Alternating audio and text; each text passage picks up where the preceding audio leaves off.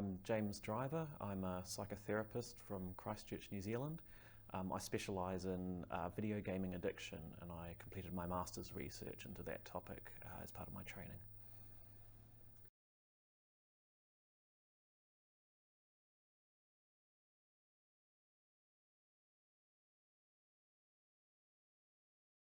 Well, modern games are obviously a lot of fun. They're designed to be really engaging, to put players into the role of the hero.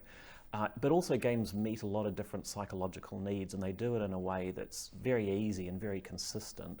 So games provide players with a consistent and readily overcomable challenges. They provide them with a clear sense of progression, a sense of kind of direction, what you need to do to achieve the goal. Online games these days provide players with a sense of community and belonging, of being part of a team, of sort of overcoming things together.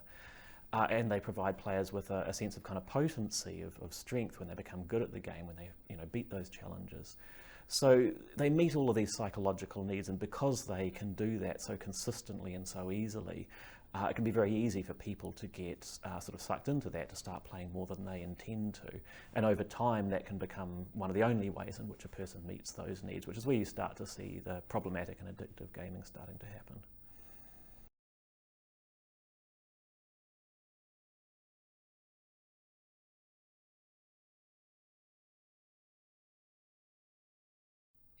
Well, I think it's often got a lot less to do with exactly how much somebody's gaming and more to do with how and why they're gaming.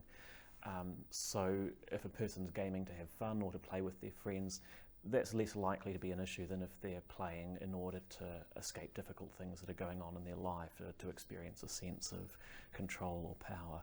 So it becomes too much really when they're using it in a way that becomes destructive, or once it starts to have negative impacts on other areas of their life.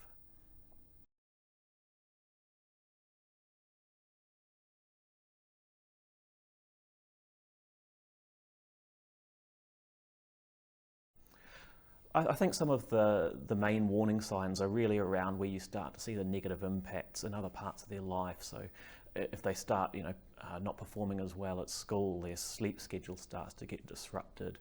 If they turn down social engagements with friends in order to play more.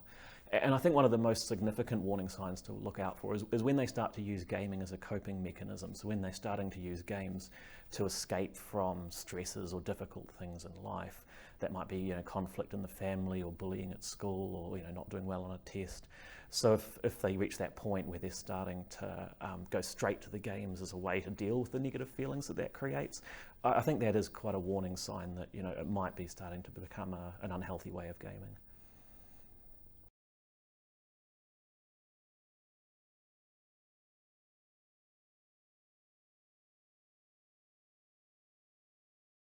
Yeah, absolutely. I think if somebody, for whatever reason, struggles to meet particular psychological needs outside of the games, then there's a risk factor there. So, the research around this kind of supports it. So, somebody who might experience a lot of social anxiety, who has struggles to connect with people in their class or with their peer group, might find that the games provide a very easy way for them to get that connection. So there's a risk factor there.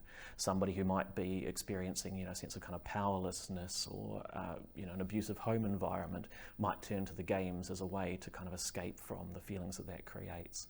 So I think any situation in which a person struggles to meet the needs that games provide is potentially at risk of using the games as the way to meet that need.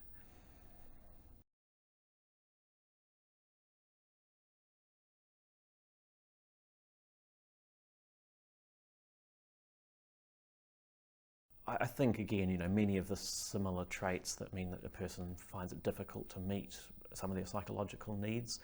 So certainly social anxiety, somebody who might be prone to depression. I think in many cases as well, people who readily engage with the kind of the challenge and I suppose the kind of the complexity of many of the games today, which require, quite a lot of thought, quite a lot of cognitive ability to really engage with them and perform well.